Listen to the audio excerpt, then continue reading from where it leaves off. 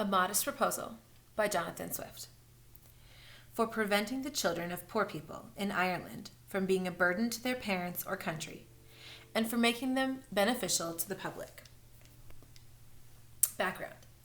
In this essay, Swift does not write in his own voice, but rather uses a persona, that of a projector who is an economic planner. Swift pretends to be objective, sensible, even sensitive and kind. The difference between the essay's sober, straightforward style and its appalling content, however, gives the proposal its ironic farce. At times, Swift seems to drop the persona and speak in his own voice, expressing his fury and indignation.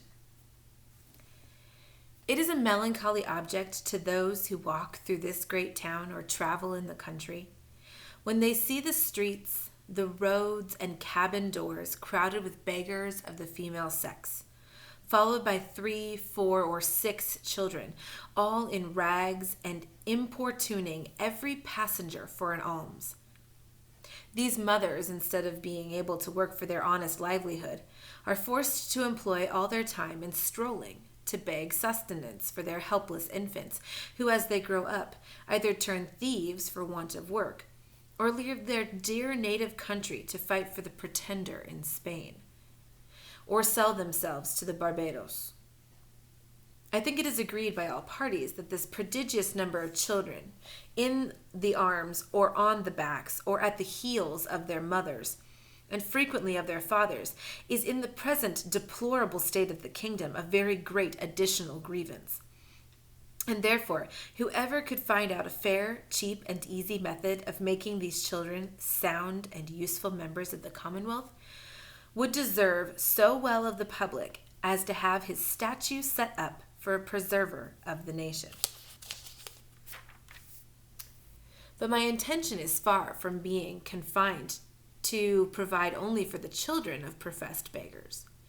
It is of a much greater extent, and shall take in the whole number of infants at a certain age, who are born of parents in effect as little able to support them as those who demand our charity in the streets. As to my own part, having turned my thoughts for many years upon this important subject and maturely weighed the several schemes of other projectors, I have always found them grossly mistaken in their computation. It is true, a child just dropped from its dam may be supported by her milk for a solar year with little other nourishment, at most not above the value of 2 shillings, which the mother may certainly get, or the value in scraps by her lawful occupation of begging. And it is exactly 1 year old that I propose to provide for them, in such a manner as instead of being a charge upon their parents or the parish, or wanting food and raiment for the rest of their lives, they shall on the contrary contribute to the feeding and partly to the clothing of many thousands. There is likewise another great advantage in my scheme, that it will prevent those voluntary abortions and that horrid practice of women murdering their bastard children, alas, too frequent among us, sacrificing the poor innocent babes. I doubt more to avoid the expense than the shame, which would move tears and pity in the most savage and inhuman breast. The number of souls in Ireland being usually reckoned 1.5 million, of these I calculate there may be about 200,000 couples whose wives are breeders, from which number I subtract 30,000 couples who are able to maintain their own children, although I apprehend there cannot be so many under the present distresses of the kingdom. But this being granted, there will remain 170,000 breeders. I again subtract 50,000 for those women who miscarry or whose children die by accident or disease within the year. There only remain 120,000 children of poor parents annually born. The question, therefore, is how this number shall be reared and provided for, which, as I have already said, under the present situation of affairs, is utterly impossible by all the methods hitherto proposed. For we can neither employ them in handicraft or agriculture. We neither build houses, in the country, nor cultivate land. They can very seldom pick up a livelihood by stealing until they arrive at 6 years old, except where they are of cowardly parts. Although I confess they learn the rudiments much earlier, during which time they can, however, be properly looked upon as probationers, as I have been informed by a principal gentleman in the country of Cavan, who protested to me that he never knew above 1 or 2 instances under the age of 6, even in a part of the kingdom so renowned for the quickest proficiency in that art. I am assured by our merchants that a boy or girl before 12 years old is no sellable commodity, and even when they come to this age, they will not yield above 3 pounds or 3.5 pounds a crown at most on the exchange, which cannot turn to account either to the parents or the kingdom the charge of nutriment and rags having been at least 4 times that value. I shall now therefore humbly propose my own thoughts, which I hope will not be liable to the least objection. I have been assured by a very knowing American of my acquaintance in London that a young healthy child, well nursed, is at a year old a most delicious, nourishing, and wholesome food, whether stewed, roasted, baked, or boiled, and I make no doubt that it will equally serve in a fricassee or ragout. I do therefore humbly offer it to public consideration that of the 120,000 children already computed, 20,000 may be reserved for breed, whereof only 1/4 part to be males, which is more than we allow to sheep, black cattle, or swine. And my reason is that these children are seldom the fruits of marriage, a circumstance not much regarded by our savages. Therefore 1 male will be sufficient to serve 4 females. That the remaining 100,000 may at a year old be offered in sale to the persons of quality and fortune through the kingdom, always advising the mother to let them suck plentifully in the last month, so as to render them plump and fat for a good table. A child will make 2 dishes at an entertainment for friends, and when the family dines alone, the fore and hind quarters will make a reasonable dish, and seasoned with a little pepper or salt will be very good boiled on the 4th day, especially in winter. I have reckoned upon a medium that a child just born will weigh 12 pounds, and in a solar year, if tolerably nursed, increase to 28 pounds. I granted this food will be somewhat dear, and therefore very proper for landlords who, as they have already devoured most of the parents, seem to have the best title to the children. Infant's flesh will be in season throughout the year, but more plentiful in March, and a little before and after, for we are told by a grave author, an eminent French physician, that fish being a prolific diet, there are more children born in Roman Catholic countries about 9 months after Lent than at any other season. Therefore, reckoning a year after Lent, the markets will be more glutted than usual, because the number of popish infants is at least 3 to 1 in this kingdom, and therefore it will have one other collateral advantage by lessening the number of papists among us. I have already computed the charge of nursing a beggar's child, in which list I reckon all cottagers, laborers, and 4/5 of the farmers,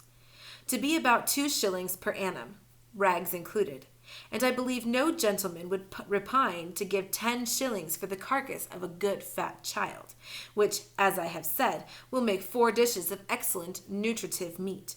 when he hath only come some particular friend or his own family to dine with him. Thus the squire will learn to be a good landlord, and grow popular among his tenants. The mother will give 8 shillings net profit, and be fit for work until she produceth another child. Those who are more thrifty, as I must confess the times require, may flay the carcass, the skin of which, artificially dressed, will make admirable gloves for ladies and summer boots for fine gentlemen.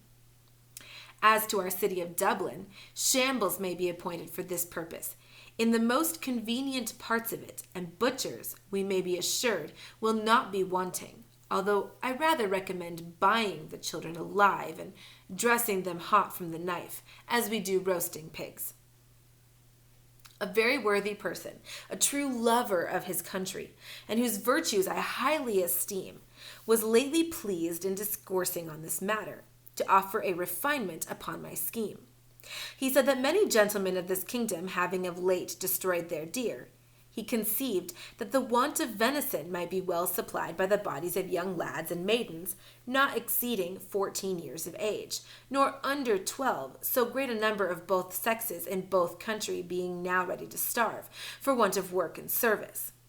And these to be disposed of by their parents, if alive, or otherwise by their nearest relations. But with due deference to so excellent a friend and so deserving a patriot, I cannot be altogether in his sentiments, for as to the males, my American acquaintance assured me, from frequent experience, that their flesh was generally tough and lean, like that of our schoolboys, by continual exercise, and their taste disagreeable, and to fatten them would not answer the charge. Then, as to the females, it would, I think, with humble submission, be a loss to the public, because they soon would become breeders themselves. And besides, it is not improbable that some scrupulous people might be apt to censure such a practice, although indeed very unjustly, as a little bordering upon cruelty, which, I confess, hath always been with me the strongest objection against any project, how well soever intended.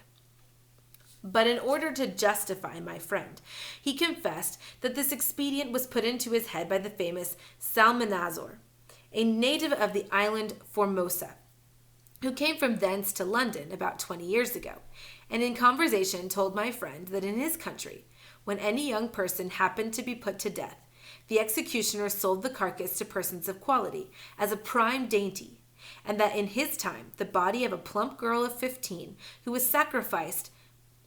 crucified for an attempt to poison the emperor, was sold to his Imperial Majesty's Prime Minister of State and other great mandarins of the court in joints from the gibbet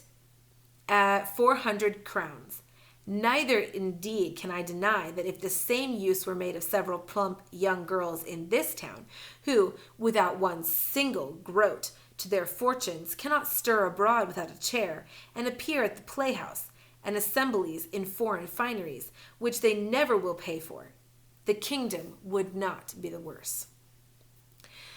Some person of a desponding spirit are in great concern about that vast number of poor people who are aged, diseased, or maimed, and I have been desired to employ my thoughts what course may be taken to ease the nation of so grievous an encumbrance. But I am not in the least pain upon that matter, because it is very well known that they are every day dying and rotting by cold and famine and filth and vermin, as fast as they can be reasonably expected. And as to the young laborers, they are now in almost as hopeful a condition. They cannot get work, and consequently pine away for want of nourishment, to a degree that if at any time they were accidentally hired to common labor, they have not strength to perform it, and thus the country and themselves are in a fair way of being soon delivered from the evils to come. I have too long digressed, and therefore shall return to my subject. I think the advantages by the proposal which I have made are obvious, and many, as well as the highest importance. For first, as I have already observed, it would greatly lessen the number of papists with whom we are yearly overrun, being the principal breeders of the nation, as well as our most dangerous enemies, and who stay at home on purpose with the design to deliver the kingdom to the pretender, hoping to take their advantage by the absence of so many good Protestants, who have chosen rather to leave their country than stay at home and pay tithes against their conscience to an idolatrous episcopal curate. Secondly, the poor tenants will have something valuable of their own, which by law may be made liable to distress, and help to pay their landlord's rent, their corn and cattle being already seized and money a thing unknown. Thirdly, whereas the maintenance of 100,000 children from 2 years and upwards cannot be computed as less than 10 shillings apiece per annum, the nation's stock will be thereby increased 50,000 pounds per annum, besides the profit of a new dish, introduced to the tables of all gentlemen of fortune to the kingdom, who have any refinement in taste, and the money will circulate among ourselves, the goods being entirely of our own growth and manufacture.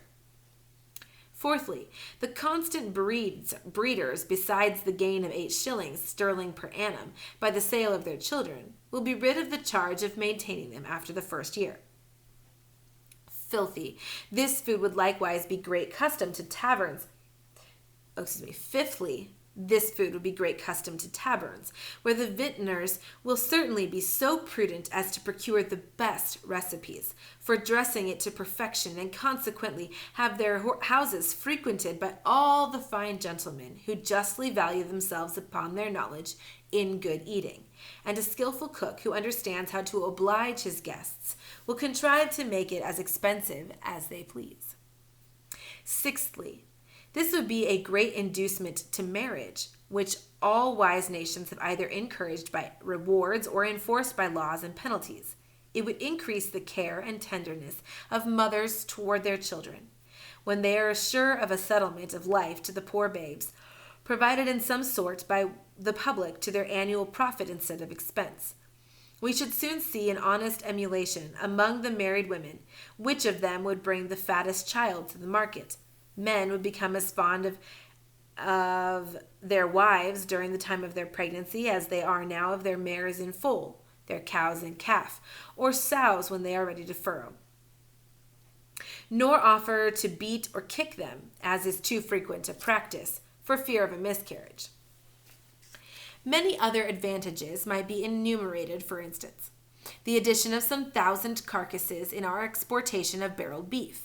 the propagation of swine's flesh, and improvement in the art of making good bacon, so much wanted among us by the great destruction of pigs, too frequent at our tables, which are no way comparable to taste or magnificence to a well-grown fat yearling child, which roasted whole will make a considerable figure at a Lord Mayor's feast or any other public entertainment. By this and many others I omit, being studious of brevity. Supposing that 1,000 families in this city would be constant customers for infant's flesh, besides others who might have it at merry meetings, particularly weddings and christenings, I compute that Dublin would take off annually about 20,000 carcasses, and the rest of the kingdom, where probably they will be sold somewhat cheaper, the remaining 80,000. I can think of no objection that will possibly be raised against this proposal, unless it should be urged that the number of people will be thereby lessened in the kingdom. This I freely own, and it was indeed one principal design in offering to the world. I desire the reader will observe that I calculate my remedy for this one individual kingdom of Ireland, and for no other that ever was, is, or I think ever can be upon earth. Therefore, let no man talk to me of other expedients, of taxing our absentees at 5 shillings a pound, of using neither clothes nor household furniture except what is of our own growth and manufacture, of utterly rejected the materials and instruments that promote foreign luxury, of curing the expensiveness of pride, vanity, idleness, and gambling in our women, of introducing a vein of parsimony, prudence, and temperance, of learning to love our country, wherein we offer even from Laplanders and the inhabitants of Topinambu, of quitting our animosities and factions, nor any act longer than the Jews, who were murdering one another at the very moment their city was taken, of being a little cautious not to sell our country and consciences for nothing, of teaching landlords to have at least one degree of mercy toward their tenants. Lastly, of putting a spirit of honesty, industry, and skill into our shopkeepers, who, if a resolution should now be taken to buy only our native goods, would immediately unite to cheat and extract upon us in the price, the measure, and the goodness, nor could ever yet be brought back to make one fair proposal of just dealing, though often and earnestly invited to it. Therefore, I repeat, let no man talk to me of these and the like expedients till he hath at least glimpse of hope that there will never be some hearty and sincere attempt to put them in practice.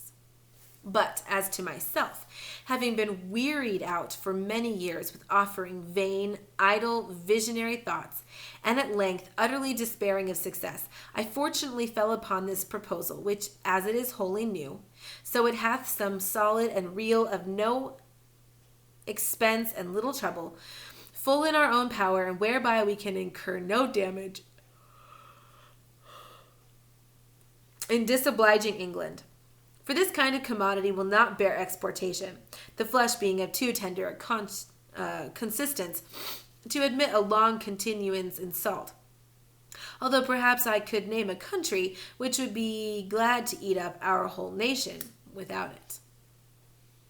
After all, I am not so violently bent upon my own opinion as to reject any offer proposed by wise men, which shall be found equally innocent, cheap, easy, and effectual. But before something of that kind shall be advanced in contradiction to my scheme, will be pleased maturely to consider 2 points. First, as things now stand, how they will be able to find food and raiment for 100,000 useless mouths and backs. And secondly, there being a round million of creatures in human figure throughout this kingdom, whose whole substance put into a common stock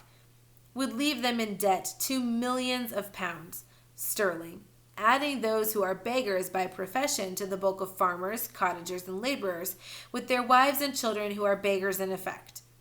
I desire these politicians who dislike my overture, and may perhaps be so bold to attempt an answer, that they will first ask the parents of these mortals whether they would not at this day think it a great happiness to have been sold for food at a year old, in the manner I prescribe, and thereby have avoided such a personal sense of misfortunes as they have since gone through, by the oppression of landlords, the inability of paying rent without money or trade, the want of common sustenance, with neither house nor clothes to cover them for inclemencies of weather, and the most inevitable prospect of entailing the like or great miseries upon their breed forever. I profess in the sincerity of my heart that I have not the least personal interest in endeavoring to promote this necessary work, having no other motive than the public good of my country, by advancing our trade, providing for infants, relieving the poor, and coming some measure to the rich. I have no children, by which I can propose to get a single penny, the youngest being 9 years old, and my wife past childbearing.